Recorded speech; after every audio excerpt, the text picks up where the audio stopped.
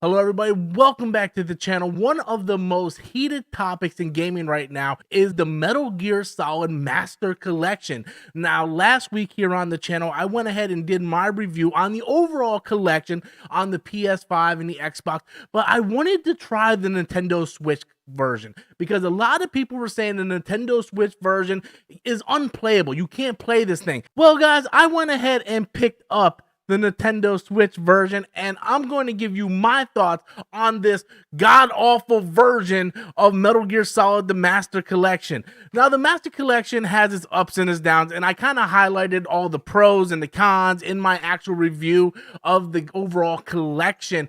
But today, I just want to focus on the Nintendo Switch version, because a lot of people are saying that this version is like unplayable because it's only outputs resolution to 720p, the frame rate is only 30 FPS, whereas PS5, PC, and Xbox is hitting 60 frames per second. So I personally wanted to try this out for myself and give my own personal opinion on this collection after playing the PS5 version and now moving over to the Switch version. I already went through Metal Gear Solid 2, completely beat Metal Gear Solid 2. Now I'm onward to Metal Gear Solid 3. I'm about halfway through Snake Eater now. And I've been playing the collection mostly on the Switch. I gotta be honest with you, after my review of the PS5 version, I have not played it again on the PS5. I've been playing it strictly on the Nintendo Switch, mostly because of convenience factor, being able to take my Switch and go to work and play it on my breaks, or if I'm taking my wife somewhere, then I can play it in the car while she's in the store doing all of her little shopping and stuff like that.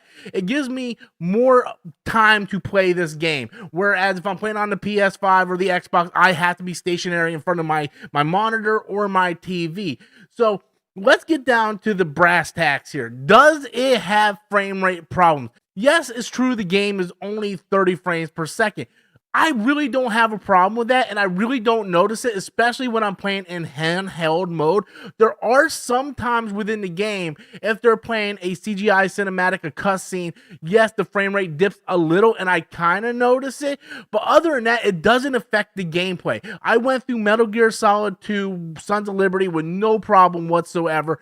The frame rate never even came to my mind. It wasn't until I jumped back on the PS5 version, I was like, oh, yeah, I can see the difference now, but it really doesn't make a big difference if you're playing it on a Nintendo Switch. I played this thing on my 75-inch TV, and again, I didn't have a problem with the resolution. 720p, 1080p. Yes, you can tell a difference, right? If you're very sensitive to resolution and frame rate, then you're gonna, really pick up on the differences, and it might bother you.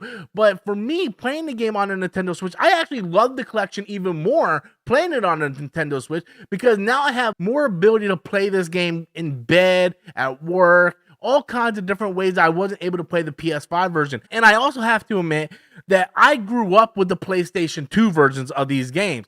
I played Metal Gear Solid on the PS1 when it was first released. I was there day one for Sons of Liberty and Snake Eater when they released on the PS2. So I remember how these games used to look. I played those games for years on the PS2 and the PlayStation 1 on that original hardware. So I know what these games used to look like. And playing it over on the Switch, I was like, hey, this isn't bad. I'm not going to sit here, kick and scream and be spoiled and be like, man, where's my 4K 60 frames per second? If I want to play at a higher frame rate, then yes, I would get the PS5 or Xbox version, which, as a big Metal Gear fan, I did. And I enjoy this version.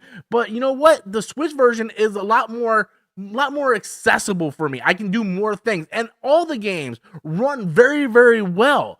I'm playing Snake Eater, and it's fantastic. It's the same game I remember playing, so I am absolutely having a ball playing through this game and playing through these games on this collection on the Nintendo Switch. Now, this is not something for everyone. I think if you are a Nintendo Switch fan, you're going to enjoy playing these games on the console. It's much like, the big debate about Red Dead Redemption coming to the Nintendo Switch and only being 30 frames per second. If you have a Nintendo Switch, you really don't care, right? Like a lot of people like me who have a Nintendo Switch, we have the other consoles.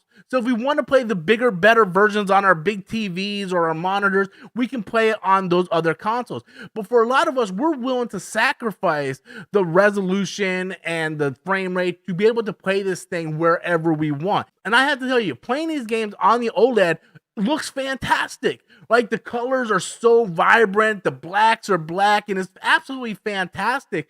And I really enjoy playing the game on the OLED as well. Most of my gameplay has been on a monitor or TV. Like I said, I played through Metal Gear Solid 2. I would play it on my TV. When it's time to go to work, I put it in my bag and I go to work and I play it on my lunch break. And that's what I like about the Nintendo Switch and having the Metal Gear Solid Master Collection on the Nintendo Switch. I'm going to be very curious to how it's going to work when they bring out Master Collection 2, because, you know, we're going to get into like Peace Walker and Metal Gear Solid 4, hopefully, maybe Ground Zero, Phantom Pain. Overall, did Konami do a fantastic job with the collection? No. If you watch my initial review, you know, I hit on a lot of that stuff. But in the end, does it deliver what I want? And that's Metal Gear games on current gen hardware. And in the case of the Switch, being able to play it wherever I want. Yes, it achieves that goal. And if you're going into this wanting to purchase it for that goal, then you're absolutely going to enjoy the experience, much like I have.